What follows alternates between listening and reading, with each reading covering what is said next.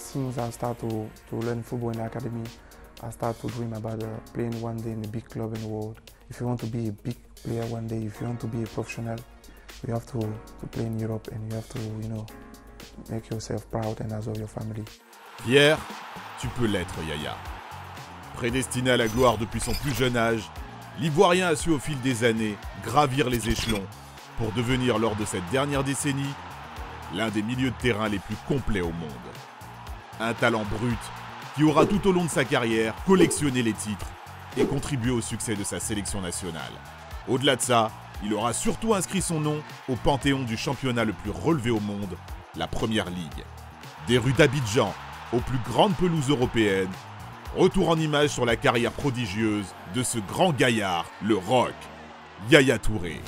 Abonne-toi à Megafoot, le meilleur du foot en vidéo. Nyanyeri Yaya Touré est né le 13 mai 1983 à Bouaké, en Côte d'Ivoire. Il a fait ses débuts balle au pied avec son frère Kolo Touré et ses amis dans les rues d'Abidjan. Talentueux, le gamin est alors repéré en 1996 par l'ancien joueur tricolore Jean-Marc Guillou. Yaya Touré ne le sait pas encore, mais ce dernier, occupé à former des jeunes joueurs ivoiriens au sein de son académie l'ASEC Mimosa, sera son mentor.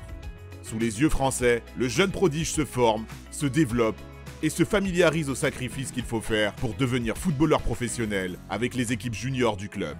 En 2001, c'est le grand saut. Le technicien investit dans le club belge de Beveren et emmène Yaya Touré avec lui dans ses bagages. Là-bas, celui qui rêvait d'être un attaquant durant sa jeunesse y restera 2 saisons. Un poste qu'il occupera d'ailleurs à l'occasion d'un test pour Arsenal. Convaincant, Yaya Touré est alors tout proche de rejoindre Arsène Wenger. Néanmoins, les difficultés qu'il rencontre à obtenir un permis de travail ont raison de lui. L'Ivoirien s'engage finalement pour le modeste club ukrainien Metalurg Donetsk. Une aventure qui lui permettra notamment d'être sélectionné pour la première fois chez les éléphants. Qu'importe, en 2005, Yaya Touré donne un nouvel élan à sa carrière.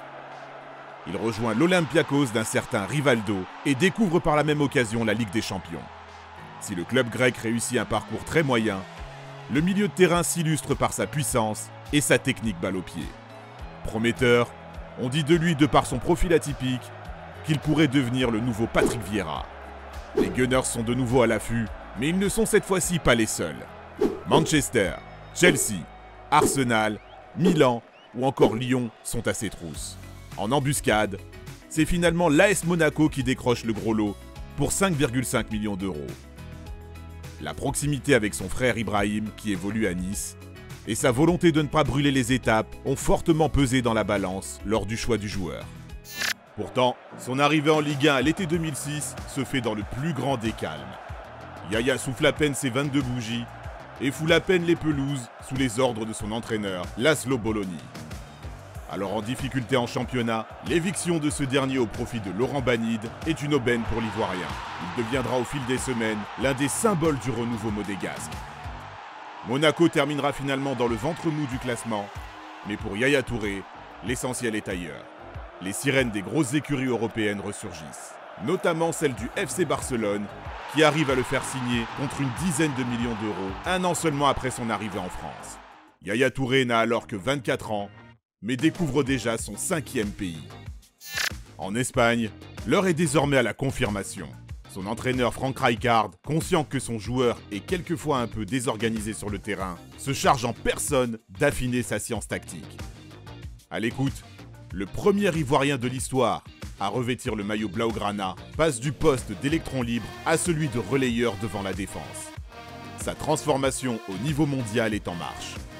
Elle le sera encore un peu plus sous l'impulsion de Pep Guardiola. Yaya Touré devient un milieu défensif craint pour son impressionnant volume de jeu. Pourtant, et bien qu'il remplit progressivement son armoire à trophées, avec notamment l'historique razzia du FC Barcelone en 2009, le rôle qu'il occupe devant la défense ne lui convient plus. L'émergence de Sergio Busquets en sentinelle le relègue même parfois en défense centrale, si ce n'est même sur le banc. Cantonné à un rôle partiel et brouillé avec son entraîneur, Yaya Touré décide de changer d'air. Il s'engage en 2010 avec Manchester City en échange de 32 millions d'euros et rejoint ainsi son grand frère Kolo. Sous l'impulsion de Manuel Pellegrini, celui qui reçoit le numéro 42 achève totalement sa mue. C'est simple, il élève considérablement son niveau de jeu et devient en première ligue l'archétype du milieu de terrain box-to-box. Ses qualités défensives acquises à Barcelone sont toujours présentes, mais Yaya Touré prend de par sa position dans le milieu à 3 Citizen une trajectoire plus offensive. Devenu l'un des hommes clés de cette équipe, si ce n'est leur homme providentiel, l'exercice 2013-2014 sera même celui de toutes les surprises. Repositionné derrière l'attaquant, le vice-capitaine des Sky Blues se métamorphose en enchaînant les pions et les caviars pour ses coéquipiers.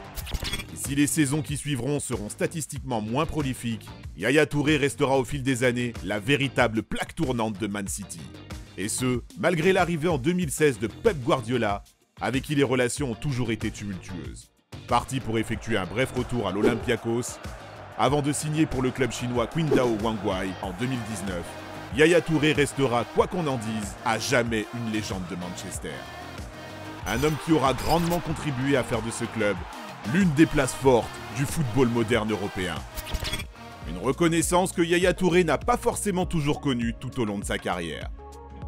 Quand Xavi, Iniesta, Xabi Alonso ou Pirlo étaient régulièrement cités par les journalistes ou le grand public parmi les meilleurs milieux de terrain du monde, lui a trop souvent été oublié. L'intéressé en est d'ailleurs pleinement conscient. Do you think you're recognized correctly in the world game? To be honest with you, I guess I'm not enough. Les jurisprudences Barça et Espagne étaient passées par là. On accorde désormais plus d'importance aux petits gabarits, censés être adroits et techniques, qu'aux grands colosses, uniquement jugés sur le physique. Or, preuve que l'Ivoirien aura marqué son temps, la Fédération internationale de l'histoire et des statistiques du football l'a récemment classé dans son top 10 des meilleurs meneurs de jeu de la dernière décennie. Il faut dire aussi que son palmarès parle pour lui. Double champion d'Espagne, double champion d'Angleterre, vainqueur de la Ligue des Champions, vainqueur de la Coupe d'Afrique des Nations, 3 Coupes du Monde disputées. Le quadruple ballon d'or africain n'a rien à envier à personne et peut légitimement dire qu'il a su inscrire son nom dans l'histoire du football mondial. Car au-delà des distinctions collectives ou individuelles, son registre et sa polyvalence se font rares. Et qu'on le veuille ou non, Yaya Touré a longtemps incarné le prototype du footballeur moderne. À Barcelone, il s'est fondu sans difficulté dans le collectif catalan pour tenir tête aux produits de la Masia et montrer qu'il était plus qu'un excellent récupérateur. À Manchester, son apport dans l'entrejeu et sa capacité à se projeter vers l'avant ont fait sa gloire dans tout le royaume.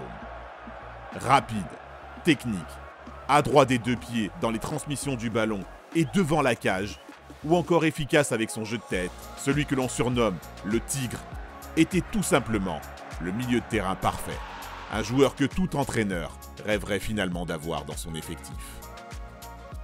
Merci d'avoir regardé notre vidéo. Si t'as kiffé, n'hésite pas à parler de notre chaîne autour de toi, de l'aimer et de la partager. À très vite pour une nouvelle vidéo. Ciao ciao.